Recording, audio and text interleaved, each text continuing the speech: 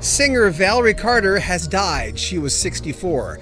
I'm John Bowden from Rock History Music. She certainly had one of the most beautiful, gorgeous voices, which explained the fact why she sang on so many albums, hundreds of albums since the early 70s. Just to name a few, Little Feat's The Last Record album from 1975, Nicolette Larson's debut from 78, which featured the Neil Young song, which was a hit for Nicolette, Lotta Love. The next year, it was Christopher Cross's debut album, which had 3 hits, Ride Like the Wind, Sailing, and Never Be the Same. That was Valerie singing along with Christopher Cross on the tune Spinning. Then there was Randy Newman's Born Again. In 1980, she sang backup for Eddie Money's 3rd album, Playing for Keeps, Jimmy Webb's Angel Heart in 1982, then Don Henley's 1989 classic, The End of the Innocence. She was very busy in the 90s with Aaron Neville, Dinah Ross, Neil Diamond, Ringo Starr, Glenn Frey, Linda Ronstadt, Jackson Browne, among others. She was the go-to girl if you wanted to get it done right.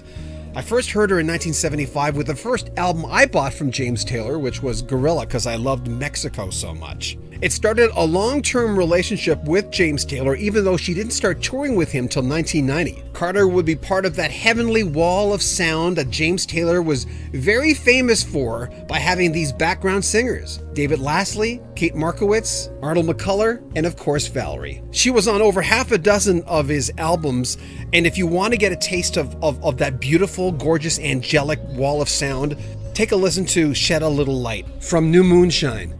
I mean, it's one of the most beautiful songs I've ever heard, but that's them at their best. I saw them in concert the year after that, outside, under the moonlight, in Vancouver, Canada, and it was an unbelievable experience, one of the best concert experiences of my life, and there was Valerie on stage with them. In a 1999 interview with Laura Stegman of James-Taylor.com, Carter talked about meeting James Taylor at Amigo Studios, where they had a basketball net, and he was shooting hoops.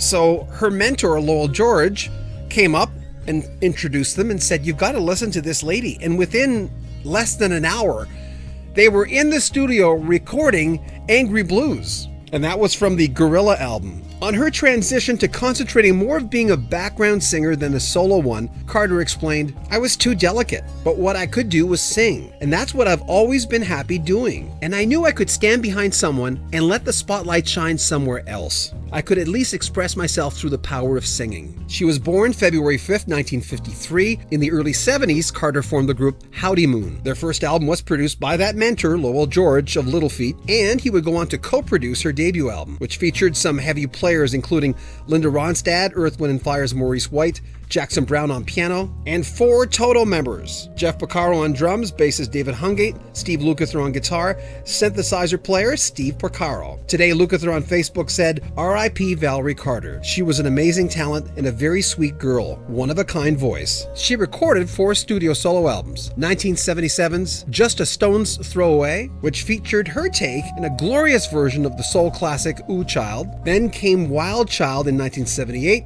The Way It Is in 1996, and Find a River, a 5-track EP recorded in 1998. She also had a live album. She also co-wrote Love Needs a Heart with Lowell George, which ended up being on Jackson Browne's classic live album, Running on Empty. In that same Laura Stegman interview, she talked about Cook with Honey, a song that was recorded by Judy Collins. She was at a barbecue at Collins's house. They got along incredibly well. They went back to the legendary singer's music room. She sings for Valerie Carter. Valerie Carter starts to cry. Judy Collins looks at Valerie and says, "Do you have any songs?" And she plays her ever so nervously, Cook with Honey. Valerie Carter finishes the song. It was hard for her. She looks up and Judy Collins is crying.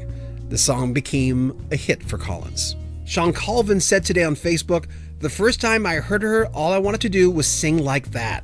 And I tried, but no one ever will. Love you, Val." In August and October of 2009, Carter was arrested in St. Petersburg, Florida for possession of drugs. She later completed a drug program in May of 2011. James Taylor was there for her drug court graduation to support her. We don't always have the time to cover, let's just say, someone who's primarily known as a background singer. Not that they're not as important, but we only have so many hours to do obituaries. I heard this morning when Steve Lukather announced it on his Facebook page, Steve Lukather of Toto, and I was struck by it. I immediately contacted my friend John Cody, who knew Valerie very well. John's a singer-songwriter dealing with his own health issues right now.